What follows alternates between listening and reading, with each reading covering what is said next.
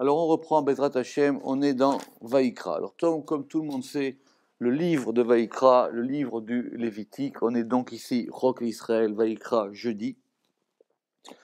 Le livre le livre du Lévitique, c'est pourquoi on l'a appelé Lévitique, parce que c'est à propos des Lévi'im. Il avait plusieurs noms avant, mais bon, en tout cas, c'est le livre qui s'occupe de toute la partie, en grande partie, du fonctionnement de ce qui s'appelait de ce qui s'appelait le tabernacle ou le Mishkan dans le désert et qui après sera le temple plus tard. Et donc le Sefer Vaïkra, il parle en gros de tous les sacrifices, donc c'est beaucoup plus technique comme livre. Et la Parasha Vaïkra et la section Vaïkra aussi, elle détaille cette notion des sacrifices qui sont assez compliqués mais qui sont évidemment passionnants parce qu'il faut comprendre comment ça fonctionne. Alors le soir d'aujourd'hui, il va s'intéresser à un verset. Donc tout le monde connaît le principe. Il y a un endroit qui après sera fixé comme étant le temple de Jérusalem, dans lequel on va apporter des sacrifices. Donc il y a plusieurs types de sacrifices. Il y a des sacrifices quotidiens, il y a des sacrifices liés à des fautes, il y a des sacrifices volontaires. Il y a toute une nomenclature des sacrifices. Et à propos des sacrifices dans Vaïkra, comme le verset 4, 23, on va parler là-bas à propos, alors littéralement là-bas ça parle du Nassi. Le Nassi, c'est-à-dire le prince, et on parle de la faute là-bas.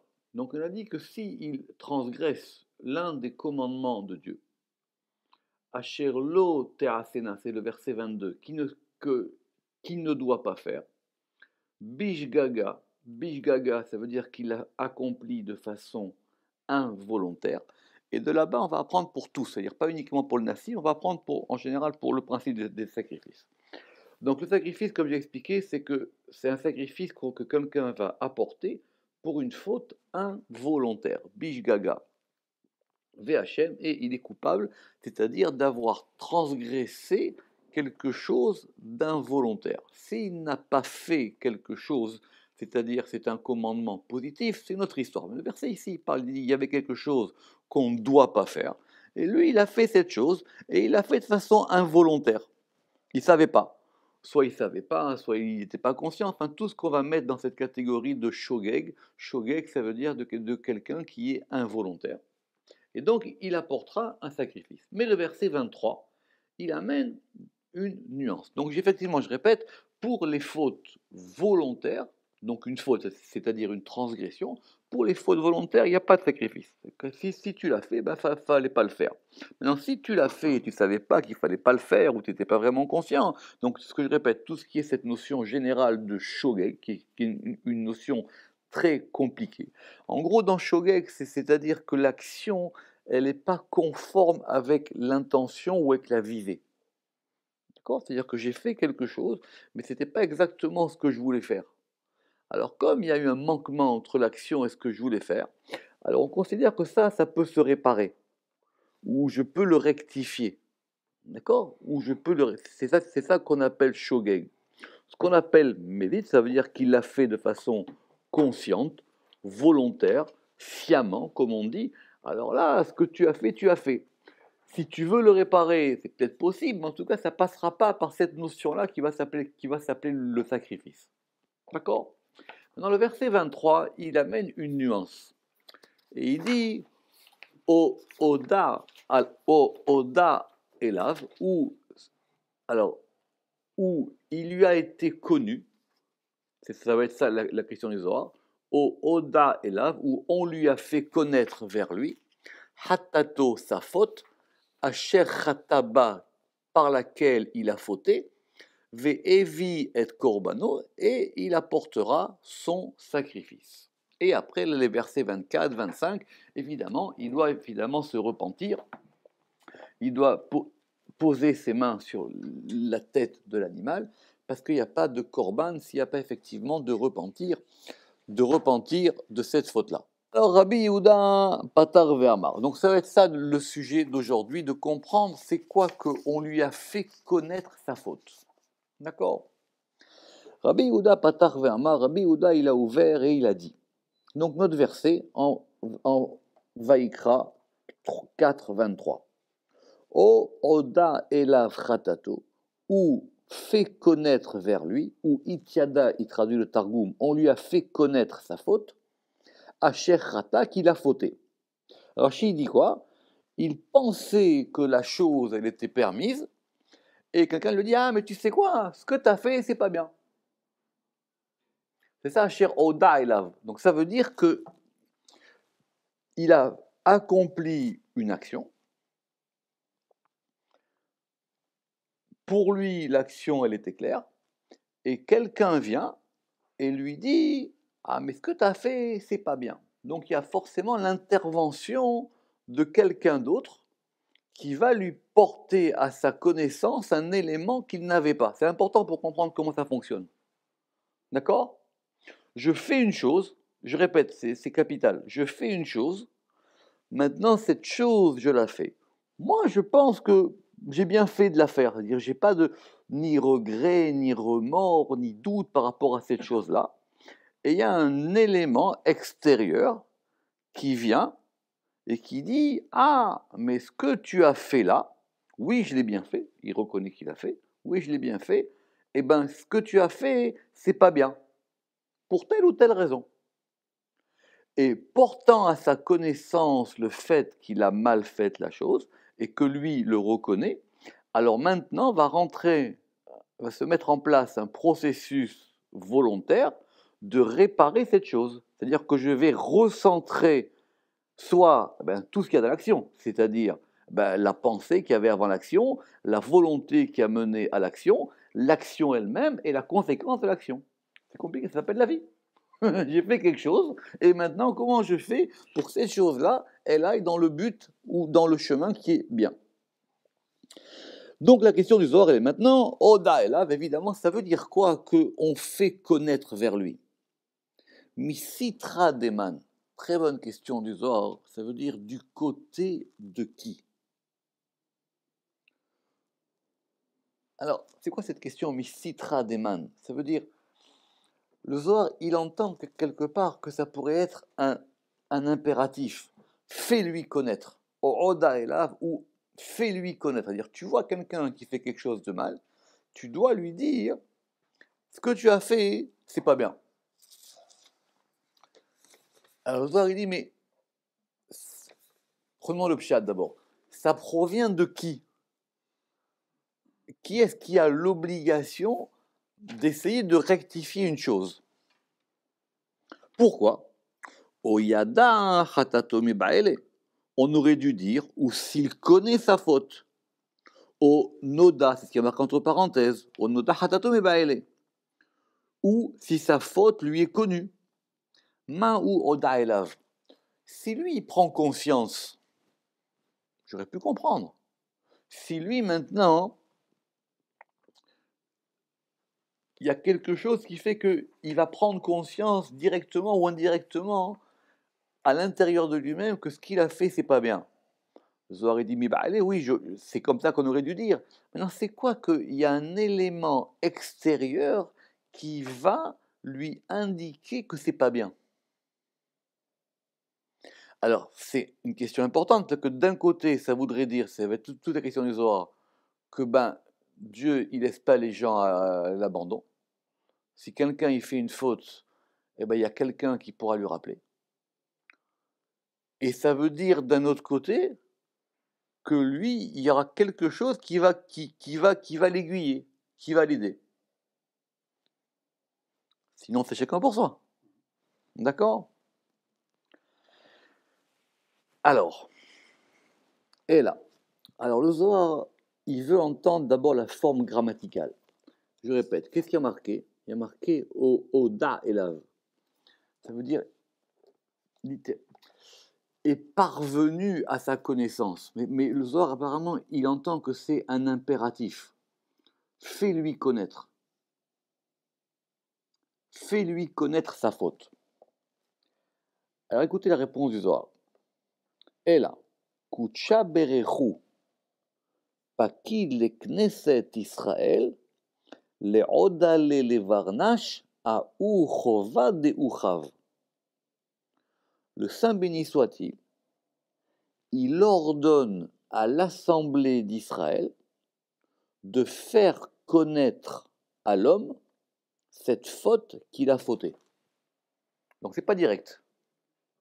C'est Dieu qui donne un ordre à la Knesset Israël, qu'on va pouvoir dire ici, parce que c'est, on va dire qu'on va appeler la Shrina. Il demande à la Shrina de lui faire connaître sa faute. Comment le Zohar il a compris ça de Hoda Elav? C'est une bonne question. Peut-être à cause du He, qui est marqué Hoda Elav. Donc c'est le He, c'est la Shrina qui va lui faire savoir. Et comment la Shrina elle lui fait savoir? C'est parce que il y a au-dessus de la Shrina un autre degré qui demande à la Shrina de fais-lui savoir. La Gemara elle dit que quelqu'un auquel il arrive rien pendant une certaine période, il faut qu'il s'inquiète, c'est-à-dire que Dieu il a abandonné. Quand il vous arrive quelque chose, c'est qu'on s'occupe de vous. D'accord?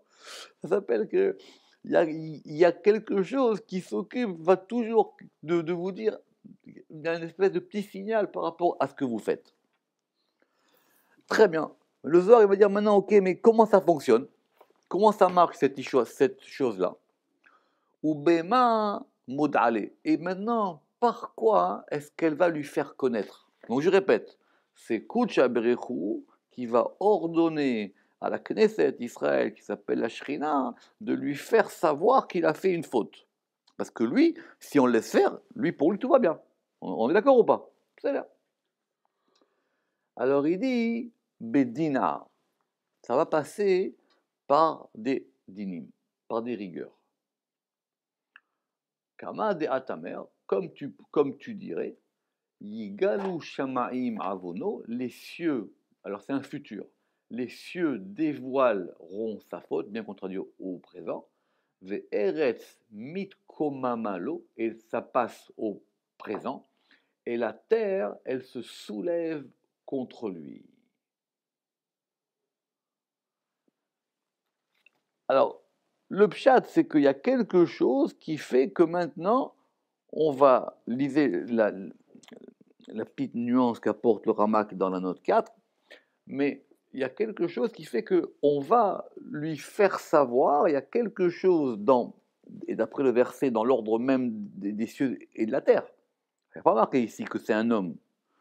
Il y a marqué Yigalu Shamayim Avono. Ce sont les cieux qui vont dévoiler sa faute. Ve Eretz mitkomama lo, et la terre mitkomem, elle va se lever, elle va se dresser l'eau sur lui littéralement. Donc il y a quelque chose qui va se mettre en route pour dire ce que tu as fait, c'est pas bien.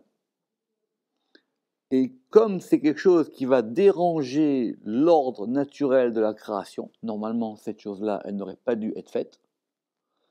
Alors il y a quelque chose dans la création elle-même qui va indiquer que ce que tu as fait, c'est pas bien. Très bien. Alors le Zohar il revient, il dit Oda Elav. Alors comment est-ce qu'on entend ce Oda Elav? Parce que dans le verset qu'on a cité, qui c'est qui lui fait connaître? C'est les cieux, c'est la terre. Donc c'est pas direct. C'est un élément tiers qui lui fait connaître qu'il a fait une faute. Vous suivez ou pas? Très bien. Alors il dit Kiman de fakid le achara, c'est comme celui qui ordonne à un autre. Le Oda Elav, c'est fait savoir, c'est-à-dire c'est quelqu'un qui parle à quelqu'un d'autre. Il dit fais-lui savoir. C'est-à-dire c'est pas direct. C'est-à-dire tu sais quoi? Dis-lui à lui. Je ne m'adresse pas à lui. Je te dis à toi, va lui dire à lui. Kiman de fakid le achara, comme celui qui ordonne à un autre. Donc, comme il dit le Matok Midvash, il ordonne de faire connaître cette faute. Alors, bon, c'est un sujet énorme, quoi. Ça veut dire que du coup, si ça marche comme ça, comme dit la Torah, ça veut dire que ceux qui méritent ça, parce que c'est pas évident, en tout cas, c'est quelqu'un qui mérite ça, il y a quelque chose qui va lui faire savoir que ce qu'il fait, c'est pas bien. Alors que la plupart des gens, ils pensent qu'ils font bien. Et il n'y a rien qui les ramène vers. En tout cas, pour le moment, c'était de prendre conscience que ce qu'il a fait, c'est pas bien. Alors pourquoi? Comment ça fonctionne? Des Tanenan. Donc le Zohar il dit parce qu'on a appris. Besha'ata de barna shrav kame kucha berechu. À l'heure où un homme il va fauter devant le Seigneur, béni soit-il. Donc il faute. Mais d'après notre exemple, est-ce qu'il sait qu'il faute ou pas? Il ne sait pas. Très bien. Vela ashgar behatai. Et il ne scrute pas sa faute ou ses fautes. Ça peut être un singulier ou un pluriel. Et il ne scrute pas ses fautes. Les hadara beti ufta kamemare pour revenir en repentir devant son maître. Ça veut dire que il a fait une action. Il n'a pas analysé la hashgacha ici, il n'a pas scruté, c'est-à-dire il n'a pas observé attentivement ce qu'il a fait. Pourquoi? Parce que s'il l'avait fait, il y avait une possibilité, c'est que je peux réparer ça. Et c'est quoi le processus de la réparation? C'est ce qu'on appelle la teshuva. La teshuva, c'est quoi? C'est le retour. C'est que je vais ramener la chose vers son axe. Je vais ramener la chose vers là où elle est.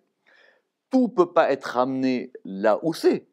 Mais le principe de la teshuva, c'est qu'il y a une possibilité de rectifier le tir. C'est-à-dire que je ramène la chose dans le bon chemin. Comment ça se fait? C'est très compliqué. Mais tout le principe, en tout cas des korbanot, c'est que ça aide à faire ça.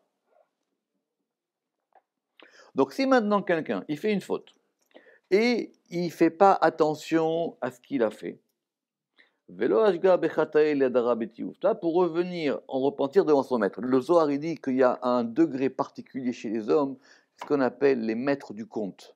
Balé des Khouchbana sont les gens qui, le soir, avant de dormir, ils réfléchissent à tout ce qu'ils ont fait dans la journée. D'accord? Tout ce qu'ils ont fait dans la journée. Et ils scrutent ce qu'ils ont fait. C'est pas qu'ils pour prochain. Ils font tout ce qu'ils ont fait. D'accord? Maintenant, lui, qu'est-ce qu'il fait? Donc, justement, lui, il n'a pas scruté ses actions. Et VHD bâtard qu'il fait, et il prend l'action littéralement et il va la jeter derrière lui. Il la jette. Ça veut dire quoi? Pour lui, c'est du passé. Tu comprends? C'est-à-dire, c'est pas une action qui est devant lui, c'est une action qui est derrière lui. Donc, il est terminé cette action. Nishmate mamash salkat, son âme concrètement, elle s'élève, elle monte, ve'asadidat kame kucha berichu, et elle va témoigner devant kucha berichu. Pourquoi? Parce que comme ce qu'il a fait, c'est pas bien, il y a une faute dans ce qu'il a fait. Lui, il n'a pas considéré ça. Il a dit ça appartient au passé. Ça appartient dans les choses qui sont broyées par le temps. La Neshama qui est là, si elle mérite, c'est pas de tout le monde, elle monte en haut, elle dit écoute, il y a eu un petit problème. D'accord? Vous lirez les notes 7, 8, 9, etc. Le Rama qui dit le dommage de la faute qui aurait pu être réparé en considérant la faute et en l'analysant va monter dans les mondes supérieurs. C'est-à-dire qu'un problème qu'il aurait pu régler en bas, il va monter en haut. Alors, Kédim, Pakid Malka le Knesset Israël ve'ama o oda elav chatato asher chata. Alors, c'est l'explication de notre verset. Alors à ce moment-là, le roi, il ordonne à l'assemblée d'Israël et il dit O oda elav chatato asher chata, ou fait connaître vers lui sa faute qu'il a fauté. Donc c'est quoi ce oda elav? C'est pourquoi? C'est parce qu'il y a eu quelque chose en bas qui est monté d'un coup et qui a fait connaître en haut. Et en haut, maintenant, on va donner un ordre pour qu'on lui fasse connaître sa faute. C'est pas comme on a dit au début. Au début, on a dit quoi? Au début, on a dit c'est Kucha Berechou qui demande à la Knesset d'Israël de lui faire connaître sa faute. D'accord? Très bien. Alors, vous avez dit maintenant, non, je vais t'expliquer comment ça marche. Lui, il a fait une faute, il n'a pas considéré, il y a quelque chose de la faute qui va perdu. Parce que rien ne se perd. Ça passe pas dans le broyeur du temps ou dans le broyeur des actions. Cette chose-là, elle monte, et en haut, on va dire, alors tu sais quoi? À lui, faites-lui connaître cette faute-là. Autrement dit quoi? Si il en avait pris conscience et qu'il avait essayé de réparer, on n'en serait pas arrivé là. C'est pour ça que pour lui, ça va passer déjà par quelque chose qu'on va appeler le din, qu'on va appeler la rigueur. Kama de Atamer, et c'est quoi l'exemple que donne le Zohar à propos de la destruction du temple? Oda et Yerushalayim et Toavotea. Fait connaître à Jérusalem ses abominations. Ça veut dire qu'il y a eu tellement de fautes en bas, personne en bas n'a considéré ces fautes-là. Alors il y a quelqu'un, ces fautes, elles montent en haut, et d'en haut on dit, eh ben alors faites-leur connaître ces choses-là. C'est pour ça que d'un côté, Tisha B'Av, c'est un jour particulier, parce que quelque part, il y a quelqu'un qui nous fait connaître nos fautes. Et oui, c'est pour ça que ça s'appelle Moed dans la Megillah Techa, dans l'alimentation. Ça s'appelle un lieu de rencontre. Maintenant, lui, il y a quelque chose qui va se mettre en place pour lui, qu'on va appeler le din. Batar des maté aledina, et après que la rigueur l'ait atteint et ou soit arrivée sur lui, Kedin itar rucha. Alors l'esprit, il est éveillé, on va dire l'esprit de cet homme-là, les me'edar biti yufta kamemare, pour revenir en repentir devant son maître, ve'id kana le mikrav korbana, et maintenant il va se soumettre pour apporter un sacrifice. On est revenu à notre cas du pasouk. C'était pour expliquer le Oda Elav. Ça veut dire quoi ce Oda Elav? Il y a quelque chose qu'on lui a fait connaître, et lui il a dit ok, on savait quoi? Très bien, alors maintenant je vais aller au Beth Amikdash et je vais apporter mon sacrifice. Dea, man délibé gasbe, celui dont le cœur est grossier en lui, c'est-à-dire celui qui est insensible à cette chose-là. Alors lui, il faute, hate, et il va oublier sa faute. Vous comprenez cette notion de l'oubli? Que pour lui, ça fait partie des choses qui sont disparues. Vela ashgachere, et donc il ne va pas la scruter. Vekucha berechu zamin lekable, et le Saint béni soit-il, il se tient face à lui. Il dit, tu sais quoi, hein, toi, je te laisse pas comme ça. Donc déjà, il a un mérite. Il a un mérite. Il dit, tu sais quoi? Et donc, le Zohar, il reprend. Et il ordonne qu'on lui fasse connaître sa faute, afin qu'elle ne soit pas oubliée de lui. Autrement dit, on sort quelque chose de l'oubli pour le ramener dans le présent. Il y avait quelque chose qui pour lui ne considérait pas. Il dit, mais c'est terminé, qu'est-ce que tu viens me parler d'un truc que j'ai fait il y a 5 ans, ou à propos, c'est vrai, etc. Et donc maintenant la chose, on lui ramène, relisez le Zohar. Et donc il ordonne les odale, les aouchova, qu'on lui fasse connaître sa faute, begin de la yitne shemine, afin qu'elle ne soit pas oubliée de lui. Très bien. Alors ça, hein, c'était la première partie du Zohar d'aujourd'hui. Donc on a maintenant toute l'architecture. Alors écoutez la suite. Amar Rabbi aussi, Achi Uvadai. Il dit oui, tu as raison. C'est comme ça, assurément. Rabbi aussi dit assurément, il en est ainsi. Ve'achi Ashkarna be David. Et on a trouvé qu'il en était pareil pour le roi David. De Kivan de Avada ou Uvada de Bathsheba. Parce que dès qu'il a fait cette action de Bathsheba, la Ashgar B, il ne la scruta pas. Pourquoi? C'est très compliqué, c'est évidemment la question de la faute de David avec Bathsheba. Mais parce que David, et le Zohar il dit qu'il avait raison, c'était pas une faute. Il n'a pas fauté par rapport aux hommes, il a fauté par rapport en haut. Ce qu'il a fait, c'était pas une faute. Bon, il y a des explications d'Alacha, etc., mais c'est pas une faute. Donc on reprend. Alors il dit, c'est vrai, c'est comme ça. Et on va prendre un exemple. Et on va prendre un exemple, un petit exemple. On prend l'exemple du roi David. Le roi David. Et regardez comment le Zohar s'exprime.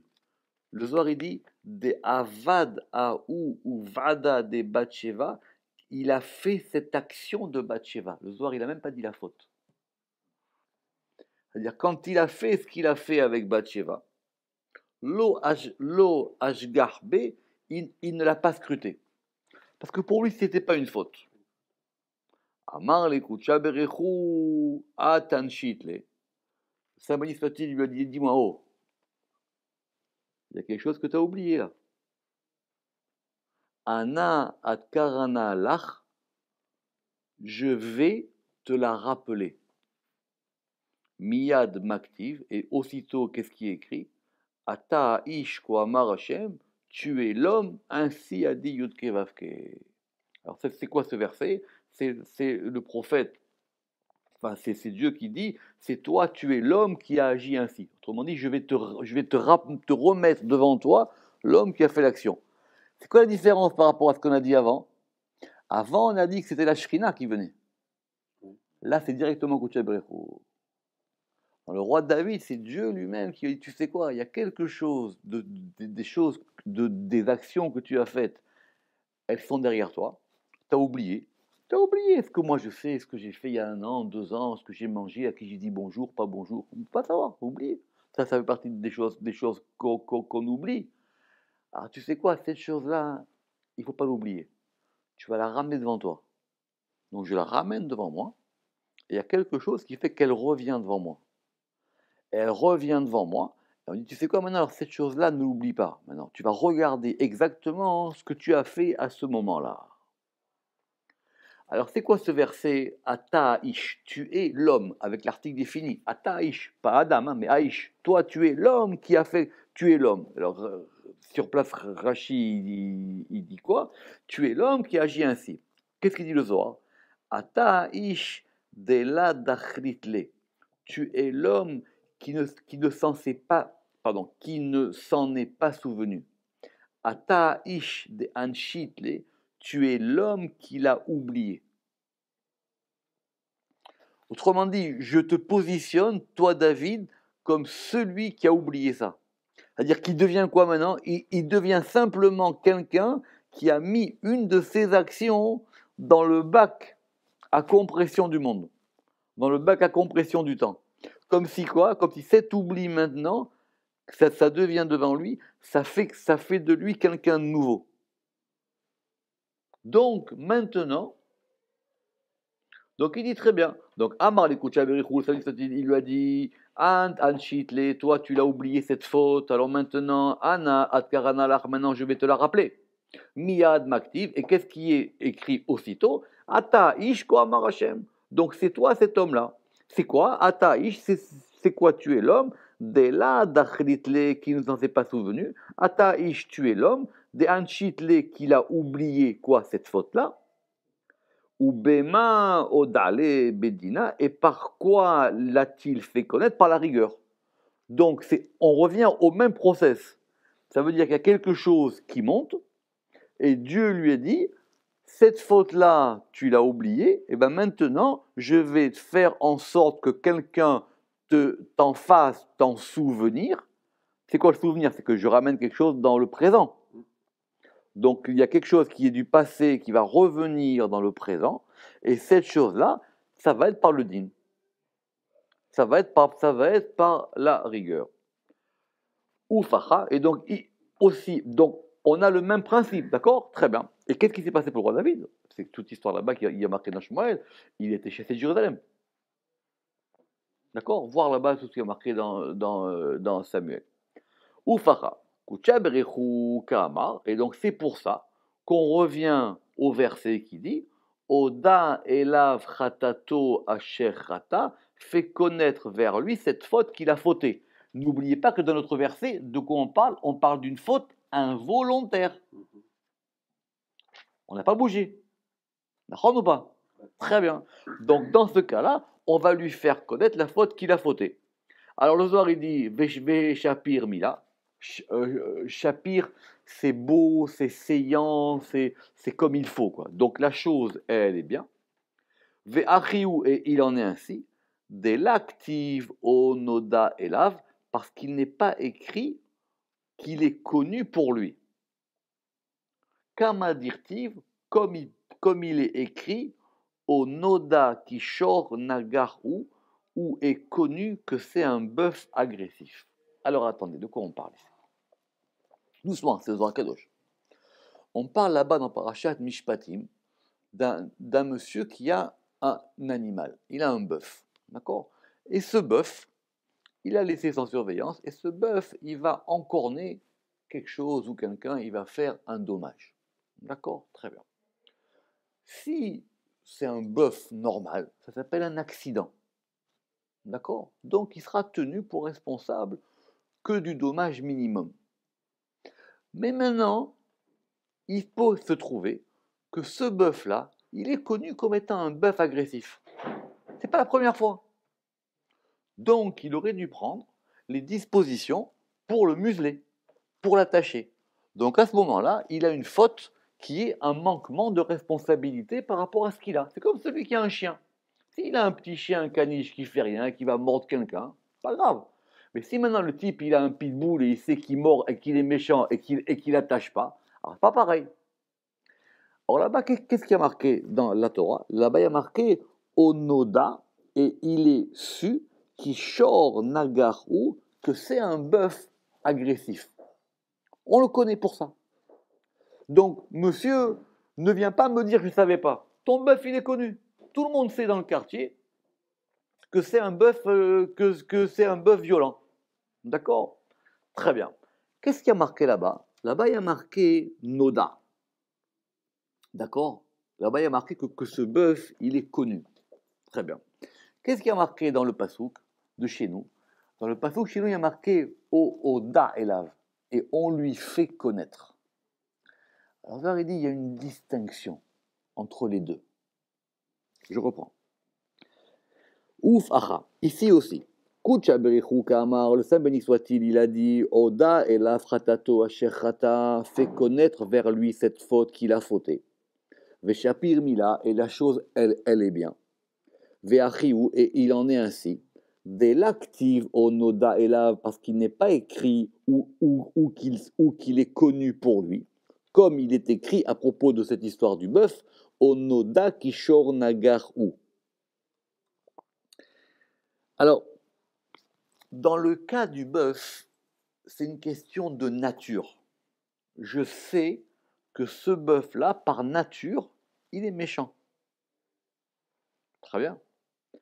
Dans le Oda Elav du verset, on lui fait connaître la faute. Donc il y a une distinction entre la connaissance de la faute et la connaissance de la nature. On juge l'action, on ne juge pas l'homme.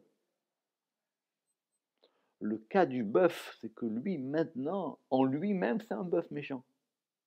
Donc même pour aller le laisser brouter tranquillement des pâquerettes, on va faire attention à lui. C'est une petite subtilité du Zohar. C'est parce que justement, c'est que cette chose-là, on lui fait connaître quelque chose par rapport à ce qu'il a fait, pas par rapport à lui. C'est fort.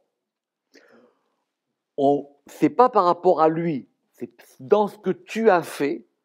Toi, tu n'en avais pas confiance. Il y a quelque chose de ce que tu as fait qui n'est pas conforme.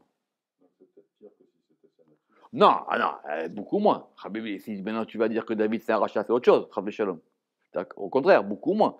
Dans le cas là-bas de ce Shor Nagar, que ce Shor Nagar là-bas d'après le Zohar, c'est le mal. C'est que lui, on sait qu'il est mauvais. Ce bœuf-là, il est méchant. Donc même si tu me dis, mais non, il faisait rien, juste il est parti cueillir des pâquerettes et il se trouve qu'il a mordu un enfant, ne raconte pas cette histoire. Ce bœuf-là, il est connu. Même 2 minutes, tu le laisses pas sans surveillance. Si c'est un bœuf normal, il allait manger des pâquerettes et il se trouve qu'au passage, il a mordu quelque chose, alors c'est un accident, ça lui est arrivé comme ça, on va savoir ce qui lui est arrivé. Mais si tu sais que tu as un pitbull fou dangereux entre les mains, alors c'est ta responsabilité. Donc ça veut dire qu'il y a une différence entre la nature et l'action.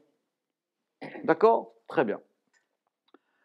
Alors maintenant, si la chose, écoutez maintenant la suite de ce soir, c'est extraordinaire. Si la chose, elle est liée à l'action et elle n'est pas liée à l'homme. Pourquoi est-ce qu'elle est liée à l'action? Parce que lui, il n'avait pas conscience. Il faut revenir sur le verset. Le verset, il a dit Bishgaga. D'accord? Donc, il y a une possibilité que lui, il puisse recadrer l'action par rapport à ce qu'il est. Ça veut dire que vous avez un homme et vous avez une action. Donc, comme il y a eu entre les deux quelque chose qui n'a pas été fait de façon conforme, donc maintenant, on va recadrer l'action par rapport à l'homme. Or, cette chose-là, elle se fait comment? Il faut un axe. Parce que l'axe, il ne peut pas être l'homme. Parce que lui, déjà une première fois, il a dévié. Donc il faut un axe. C'est quoi cet axe? C'est Tikkun Chatzot. Et celui qui se lève la nuit pour s'occuper de la Torah. La Torah lui fait connaître sa faute. Autrement dit, s'il y a un axe, cet axe ici, c'est ce fameux point de Tikkun Chatzot. Et ce point de Tikkun Chatzot qui est lié à la Torah, parce que la Torah elle-même, elle est un axe. Donc si lui il se place dans cet axe-là de Tikkun Chatzot par rapport à la Torah, il y a quelque chose qui fait que automatiquement, pas ça va pas se réparer, mais en tout cas automatiquement, il y a quelque chose qui va aider à ce que la chose se recentre. On relit le Zohar.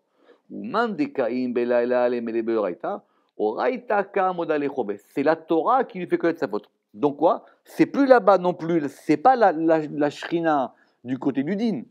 C'est la Torah elle-même qui va lui faire connaître sa faute. Et le Zohar, il le dit, velo beorar vela beorar dina, et pas par la rigueur. Et là, keima la livrée. Mais c'est comme une mère qui fait connaître quelque chose à son fils. Bemilarachich, par une parole douce. Parce que comme lui, il se recentre, en se recentrant, le principe, il change. C'est plus maintenant de la rigueur qui va être sur lui, c'est que quelque part, c'est comme sa maman. Sa maman, elle va l'accompagner, pour que cette chose-là, il la répare. Elle ne se répare pas tout seul, mais on va maintenant lui expliquer des choses où il sera amené de façon naturelle, rare et douce vers la bonne chose. Ve'u la anchele. Et donc, cette chose-là, il ne va pas l'oublier, elle va être devant lui. Ve'tav beti ufta kamemare. Et il revient en repentir devant son maître. Alors le soir, il va dire, tout ce que vous m'avez dit là, je comprends parfaitement. Mais j'ai une grande objection. Ve'itema David, de'avaka beplagu laila, maitaru ele bedina. Mais qui c'est le patron de Tikkun Chatzot? C'est le roi David? C'est David Amelech? Qui c'est qui a instauré dans les psaumes? Il a dit Chatzot laila akum, je me lève au milieu de la nuit pour rechanter tes louanges. C'est David Amelech. Vous vous rappelez qu'il avait une harpe et cette harpe au milieu de la nuit, elle jouait, il y avait un vent du nord et ça jouait. Alors normalement, lui, ça aurait dû être le même cas. Lui, il aurait dû avoir quelque chose de doux qui l'aide à réparer sa faute. Pourquoi est-ce que cette chose-là, il a payé si cher maintenant, cette faute de Bathsheba? Vous comprenez la question du Zohar?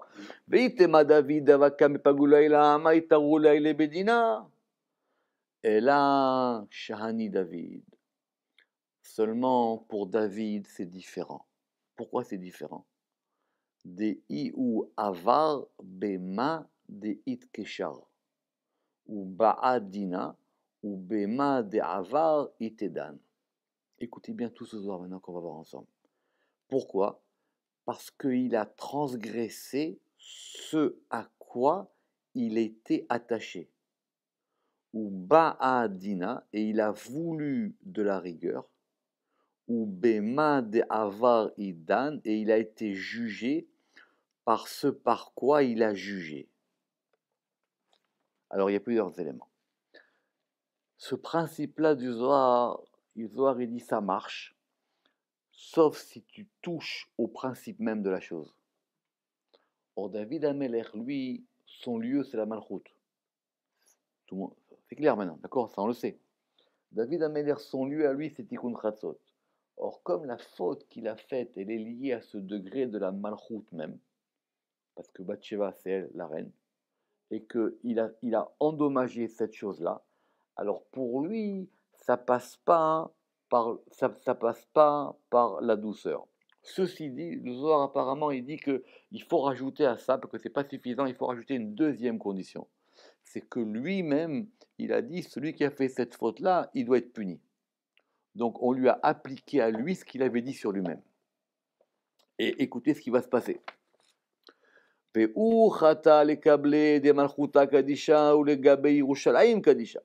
Et il a fauté envers la sainte royauté et envers la sainte Jérusalem. Pourquoi? Parce que tout ça c'est le degré de la malchoute. Et à cause de ça, il a été chassé de Jérusalem. Et la royauté lui a été enlevée. Jusqu'à ce qu'elle soit arrangée comme il se doit, ou jusqu'à ce qu'il ait été puni. D'accord? C'est toutes les quand David il a été chassé de Jérusalem et jusqu'à ce qu'il revient. Rabbi Yehuda il dit mais ok, tout ça je comprends bien, mais dans le cas du roi David, ça a été très dur quand même la punition qu'il a eue. Pourquoi? Maou kucha berechu anishli David alida debre. Parce que le roi David, il a été puni par son fils. C'est son fils qui a voulu le tuer. C'est Absalom.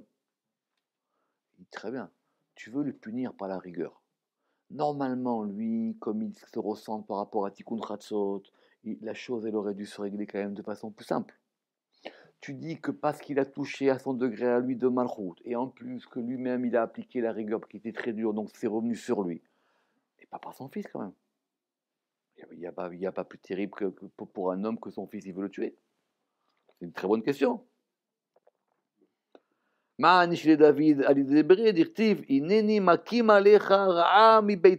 le prophète il lui a dit, je vais lever le mal sur toi de ta maison. C'est quelqu'un de chez toi-même qui te fera du mal, il lui a dit le Navi. Amar Rabbi Yossi, Okimna. Rabbi Yossi dit, mais ça, on a déjà établi cette chose-là, on a déjà répondu à cette question-là. Begin de yakum ale barnashachara lo yirachem ale. Il dit parce que si ça n'avait été pas son fils, ça aurait été encore pire.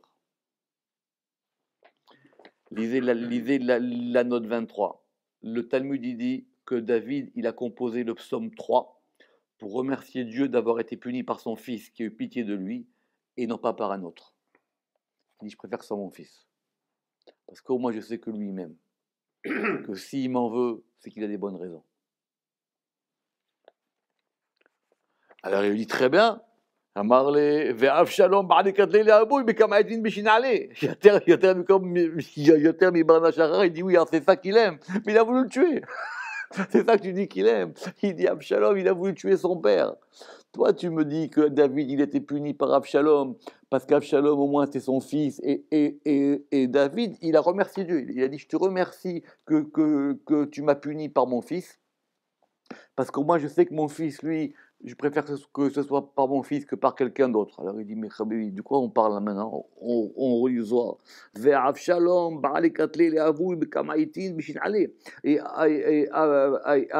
il a voulu tuer son père par de nombreux mauvais conseils contre lui, plus qu'un autre homme. Amar la chamana. Tu sais quoi, hein? J'ai pas de réponse. J'ai pas entendu. J'ai pas entendu cette chose-là. Je n'ai pas entendu d'explication à ce propos. Amarle Anashamana, il dit la seule chose que moi j'ai entendue, David Hata Bebat Shevasta. Moi j'ai entendu quelque chose. C'est quoi? C'est que David, il a fauté envers Bathsheba. Et Bathsheba, c'est la Shrina. Et comme il a fauté envers la Shrina, alors il était puni de cette de cette manière-là. Et alors, comment ça se passe? Amar kucha berechu, leite bera de batel nechar, veikum nukmata. Que vienne le fils de la fille idolâtre et exerce sa vengeance. Il n'a pas été puni n'importe comment, il a été puni par ce fils-là. Et comment est-ce que ce fils-là ici est ce qu'on appelle Bat el Nechar, littéralement la fille du dieu étranger. C'est marqué d'Abu dans Vaïkra, parce que ça s'appelle Bat el Nechar. La Gemara dit, mais quoi, comment un dieu étranger, il a une fille, les dieux, ils ont pas d'enfant. Alors il dit, c'est que une femme qui est idolâtre, donc ça s'appelle comme si son père c'était un dieu et étranger. Et il dit, mais de qui on est en train de parler là? Ou Maniou? Il dit d'Avshalom. Il dit c'est Avshalom. Il dit pourquoi Avshalom? Qu'est-ce qu'il a fait celui-là? Des Bera de Yefat Toar Ava mi Krava. Abshalom, c'était le fils du roi David avec sa mère qui s'appelait Macha. Et Macha, c'est la fille, c'est la note 26, et Macha, c'est la fille du roi Géchour. David, il a fait beaucoup de guerres, il a fait une guerre contre ce roi. Et dans la Torah, quand il y a une guerre, c'est marqué dans Parashat Kitetse, d'accord, il y avait la possibilité de prendre des prisonniers. Et si le prisonnier voulait, il pouvait se convertir. Et ça s'appelle Isha Yefat Toar. Ça veut dire qu'il a été attiré par une femme. Il a dit, mais c'est pas, d'après, c'est compliqué dans Parashat Kitetse, mais ça veut dire qu'il a dit, pourquoi est-ce que ces choses-là, elles ne pourraient pas venir à l'intérieur du camp d'Israël? Alors il y a une possibilité, vous dites dans Parashat Kitetse, que cette femme, elle fasse son deuil. Il est marqué là-bas, elle doit faire son deuil, c'est-à-dire, elle doit faire son deuil, et on va l'accepter dans le camp d'Israël. D'accord? Et elle pourra se marier. Mais il se trouve que c'est un cas de conversion bizarre. Parce que c'est une conversion à la fois volontaire et à la fois involontaire. Volontaire parce qu'elle choisit de se convertir, mais involontaire parce que s'il n'y avait pas eu ce contexte de guerre, etc., elle ne se serait pas faite. Et Avshalom, c'est ce fils-là. Mikan ou Lifna. Et d'ici, on a appris. Man denatil ititada bekrava. Que celui qui prend cette femme captive de guerre, vechamid ba, et il la désire, les sauf nafik mine ben sorer ou moré, il aura à la fin un enfant qui sera rebelle, qui sera pris entre son père et sa mère, qui sera pris entre son père et il sera pris entre sa mère, qui est une femme qui a eu un destin, bizarre. Pourquoi? D'où est-ce qu'on apprend ça? Parce que dans la parashat Kitetse, le din de Ben Sorer ou Moré, de l'enfant dévoyé rebelle, il vient tout de suite après le din de Ishaï Fat Torah. C'est de là qu'on apprend pourquoi la Torah, elle a mis l'un après l'autre, pour dire que si quelqu'un y rentre dans ce processus-là, il prend un risque. Parce que cet enfant, peut-être qu'à un moment, il prendra le parti supposé ou inconscient de sa mère. Alors le Zohar, il dit, pourquoi? Maïtama, c'est quoi la raison? Begein de atkean lo paska mina zuama ve aukmoa. Parce que jusqu'ici, la souillure ne s'est pas effacée d'elle, et cela a été établi, ça veut dire qu'elle n'a pas accepté elle-même, cette femme, son destin. Elle n'a pas accepté véritablement sa conversion. Donc comme elle a fait une conversion forcée, alors quelque part, on pourrait dire que son fils, il le ressent, et quelque part, lui, il pourra se retourner. Ce qui veut dire quoi par rapport à notre sujet? Ça veut dire que dans le cas de David, le din, il est arrivé vers lui par un côté de din. Mais il est arrivé par lui par un côté de din qui était le côté de din le plus adouci qu'il pouvait avoir. Donc quelque part, cette faute, et donc David, il a compris que cette faute qu'on lui faisait réparer, elle allait se réparer de la meilleure manière. Baruch Adonai Leolam, Amen ve Amen.